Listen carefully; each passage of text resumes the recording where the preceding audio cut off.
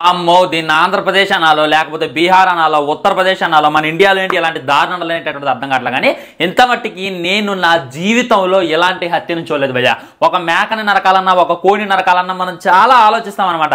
వాటికి నొప్పి లేకూడదని చెప్పి గట్టిగా పట్టుకొని ఏదో చేసేటటువంటి ప్రయత్నం చేస్తాం. కానీ ఒక మనిషి అనేటటువంటి కనికారం లేకుండా అవతల ఉన్నది మనిషి అనేటటువంటిది మర్చిపోయి ఈ రేంజ్లో నరకుండా అయితే నేను నా జీవితంలో చూడలేదు. అది చూసిన తర్వాత నిజంగా నా దిమ్మ తిరిగిపోయింది. మనం ఎక్కడ జీవిస్తున్నారా బాబు? ఎక్కడో సోషల్ మీడియాలో చూసేది మనం. ఎక్కడో బర్మాలో ఎవరు గొంతుకొచ్చి చంపారు, ఇంకెక్కడెవరో నిలువున నరికారు, ఇంకెక్కడెవడో తలకాయ నరికారు అనేటటువంటిది వీడియోలో చూసి ఆ టెర్రరిస్టులు చేసేటటువంటి ఘాతానికి అర్రే అర్రే అని చెప్పి మనం జారిపడే వాళ్ళం. కొంతమంది ఈ ఫేక్ వీడియోలు అని చెప్పి కూడా అనుకునే వాళ్ళం.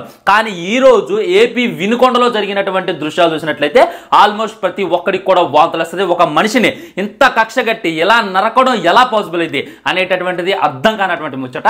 ఈ జిలాని ఎవరైతే ఉన్నారో వీడు మరి ఎలా పుట్టిండో, మన మొత్తులో ఉన్నాడో, మన గంజా తీసుకోండు అనేటటువంటిది అర్థం కావట్లా. కానీ ఆ రషీద్ మీద అయితే తను చేసినటువంటి దాడి అయితే వర్ణనాయుతం భయ్య.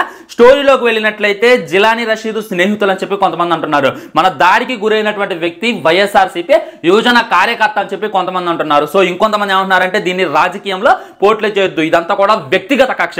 అది కాక హత్య చేసిన వాడి చెయ్యి మీద టీడీపీకి చెందినవాడంట, టీడీపీకి సపోర్ట్ చేసేవాడంట, హత్యకి గురైన వాడి ఒంటి మీద అంట మన జగన్మోహన్ రెడ్డి గారి పచ్చబొట్లు ఉన్నాయంట. సో వైసీపీ ఏమని ప్రచారం చేస్తుందంటే ఖచ్చితంగా కూడా హత్య ఈ వైసీపీ వాళ్ళని మీరు బతకనయ్యారా, మేము అధికారంలో ఉన్నప్పుడు ఇవేమీ చేయలేదు కదా, మీరు అధికారంలోకి వచ్చిన తర్వాత మరీ ఇంత క్రూరంగా ఒక మనిషిని నడి రోడ్డు మీద నరుకుతారా? ఆ నరికినటువంటి విధానం చెయ్యి తెగి అవతల పడింది, తలకాయ మీద దాడైంది, మనోడి పరిస్థితి అయితే చాలా విషమంగా ఉంది, బతకడం కూడా కష్టం అని చెప్తున్నారు. కానీ ఇక్కడ నాకు ఇంకా ఆశ్చర్యం కలిగించింది ఏంటంటే వాడిని అలా నరుగుతుంటే అక్కడున్న చుట్టూ వాళ్ళందరూ కూడా వేడుక చూసినట్టు చూస్తున్నారు. మరి అక్కడ ఏమన్నా సినిమా షూటింగ్ జరుగుతుంది అనుకుంటున్నారు. వాడిని ఏం పేకలేక నాకే తెలియదు. కానీ చుట్టూ ఆల్మోస్ట్ ఒక 50 మంది ఉంటారు. ఆ 50 మంది కలిసి దగ్గరికి వెళ్తే కనీసం ఆడు ప్రాణాలు దక్కే, నరుకుతుంటే వీడియోలు తీసేవాళ్ళు, నరుకుతుంటే కనీసం దగ్గరికి వెళ్ళి ఆపేటటువంటి ప్రయత్నం కూడా చేయలేదు. మీరు అనొచ్చు వాడి దగ్గర కత్తి ఉంది కాబట్టి అంత డేర్ వరకు ఉంటుంది. మరి యువతలు 50 మంది ఉన్నారు, వాళ్ళ దగ్గర కూడా దగ్గరలో కత్తులు ఉంటాయి, అవసరం అయితే రాళ్ళు ఉంటాయి, రాళ్ళు తీసుకుని కొట్టైనా సరే వాడిని ఆపేటటువంటి ప్రయత్నం చేయలేదు, ఏ మాత్రం కూడా ఆపలేదు. ఇలాంటి వాడిని ఇలాగే వదిలేస్తే రేపటి రోజున వీడు కత్తి తీసుకొని బయలుదేరుతారు, అడ్డొచ్చునని అడ్డంగా నరుకుంటూ వెళ్ళిపోతాడు. మరి ఇది సినిమా అనుకుంటుండో రియల్ లైఫ్ అనుకుంటుండో, మరి ఇది వ్యక్తిగత కక్ష అయి ఉండొచ్చు అనమాట. వాడు ఏదో చేసి ఉండొచ్చు, వీడేదో అని ఉండొచ్చు. నాకు తెలిసి ఎంతలా నరికి అంత తప్పైతే వాడు చేసి ఉండడు.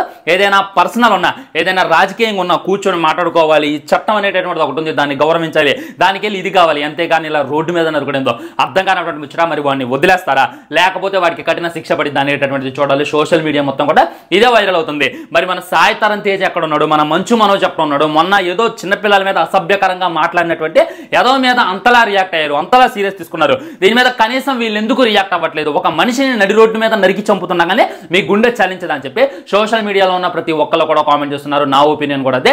ఇప్పుడైనా సరే హీరోలందరూ రియాక్ట్ అవ్వాలన్నమాట. రియాక్ట్ అయ్యి ఈ విషయాన్ని సీరియస్గా యాక్షన్ తీసుకోవాలి. లేకపోతే గుర్తుపెట్టుకోండి, ఇంకో ఉత్తరప్రదేశ్ అయిపోద్ది, ఇంకో బీహార్ అయిపోద్ది అని చెప్పి అందరూ అంటున్నారు. కానీ ఉత్తరప్రదేశ్లో బీహార్లో నేను ఇలాంటి హత్యలు లేదు, ఇంకో బర్మా అయిపోద్ది, లేదా ఇంకో పాకిస్తాన్ పైన ఆశ్చర్యం లేదు, మన ఆంధ్రప్రదేశ్ అని చెప్పి గుర్తించాలన్నమాట. చాలా అంటే చాలా దారుణం అయ్యా. ఎలాంటి హత్యను నేను జీవితంలో చూడలేదు.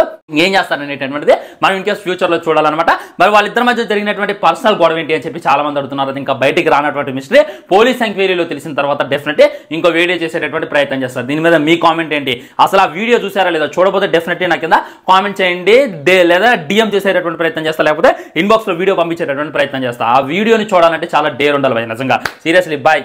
కాపాడండి దయచేసి ఆంధ్రప్రదేశ్ని. ఈ రాజకీయాలకు పోయి, ఈ పర్సనల్కి పోయి ఈ విధంగా మనుషులను చంపమాకండి ప్లీజ్.